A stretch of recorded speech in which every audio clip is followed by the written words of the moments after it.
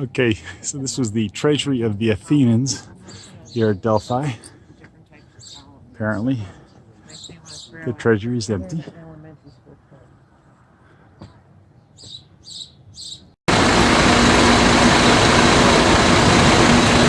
I can see the graffiti.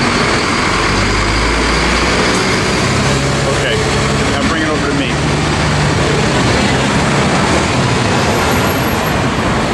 Can you believe this? You saw that graffiti over there. This is the Parliament building here in Athens, Greece. Just a little history. The IMF, the International Monetary Fund, gave 750 billion to some of those pig nations. That's Portugal, Ireland, Italy, Greece, Spain. As part of their debt restructuring, Greece, and in order to get that money, they had to impose some limits, okay, on spending. So they had to rein in some of their corrupt government spending and that kind of thing. And it was very, very unpopular. So unpopular, the Greeks chose a coalition government led by a socialist, okay? And he, though, despite claiming how horrible those things were, found he kind of had to adhere to some of those austerity measures because that's how they got the money in the first place. So they got some severe problems. And I'll tell you, I can't believe the graffiti in this city. I think there's a major depression going on in this country. We'll talk more about that elsewhere. Why don't I see these screenshots I have on my notes? Oh, here it is. This is a recent article. 8 years into Greece's ordeal to escape bankruptcy, thousands of Communist Party sympathizers packed into Syntagma Square in Athens on Friday. This was April of 2017. Protest the latest concessions made by Alexis Tsipras' leftist government to keep the country afloat. So, what happened was after that massive bailout, the IMF forced Greece to accept the terms of the bailout were that they had to rein in spending. They were having problems with spending. So, mass before Parliament in the fading light of day, they did what it had come to do. Rail against the cuts that loom in return for further disbursement of the emergency aid now needed to avert economic collapse.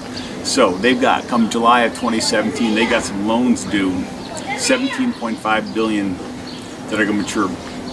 That communist-aligned unionists can still muster such protests. 20th anniversary here of the KKE, that's the Greek Communist Party.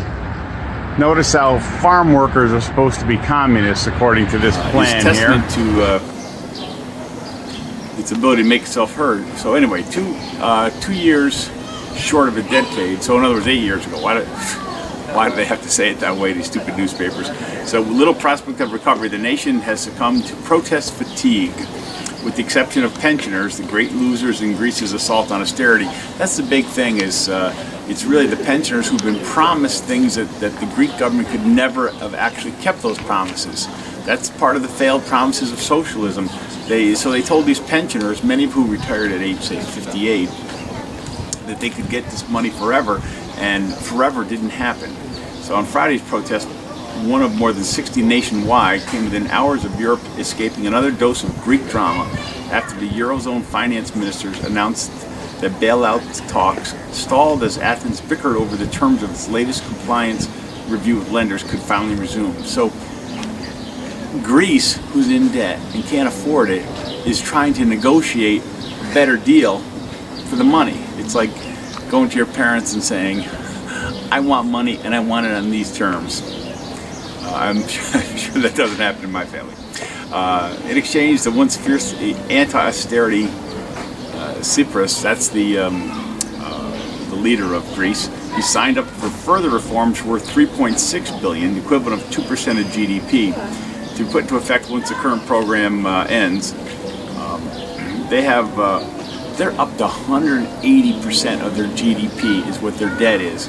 Imagine if you had, say, $50,000 income and you had a $90,000 debt to go with that income.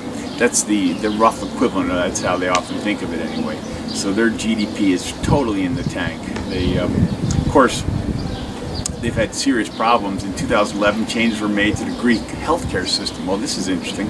In accordance with austerity measures, unemployed Greeks were entitled to health care from national health insurance for a maximum of a year, and after that period, health care was no longer universal and patients had to pay for their own treatment. So they've been under this austerity budget. That's one of their big complaints, is now they have to pay something for their own health care. So austerity measures also resulted in citizens being forced to contribute more towards the cost of their medications. As a result, many free clinics funded by private donations sprang up, and although officially illegal, they were allowed to remain in operation. So the free market is actually springing up. When I say free market, private donations and things like that. The government voted to extend health coverage in 2016 to uninsured people who are registered as unemployed and refugees from June 1st on, and those earning less than 2,400 euros a year are entitled to free health care.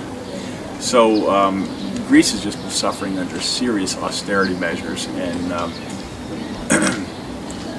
I don't know when their government's going to get their act together, but it seems really the misery index in this country is much larger than I've seen in a lot of other European countries.